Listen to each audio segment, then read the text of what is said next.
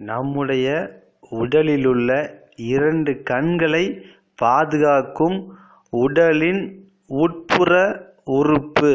அதாவது நம்முடைய 2 ஐஸ் இரண்டையும் பாதுகாக்கும் உட்புற உறுப்பு நம்முடைய லிவர் அண்ட் கால்பிளாடர் ஆகும். கல்லீரலும் பித்தப்பையும் தான் நம்முடைய உடலின் 2 கண்களையும் பாதுகாத்து சுகமான, ஆரோக்கியமான, அழகான, தெளிவான பார்வையை நமக்கு தருகின்றன. எனவே நம்முடைய 2 கண்களை பாதுகாக்க வேண்டுமானால் நம்முடைய உடலிலுள்ள ஆகாய தத்துவத்தின் பஞ்சபூதமான கால்பிளாடர் அண்ட் லிவர், பித்தப்பை, கல்லீரல் இவை இரண்டையும் பாதுகாக்க வேண்டும். கண்ணில் ஏற்படக்கூடிய அனைத்து குறைபாடுகளையும் சரி செய்வதற்கு லிவர் அண்ட் கால்பிளாடரில் வைத்தியம் செய்ய வேண்டும்.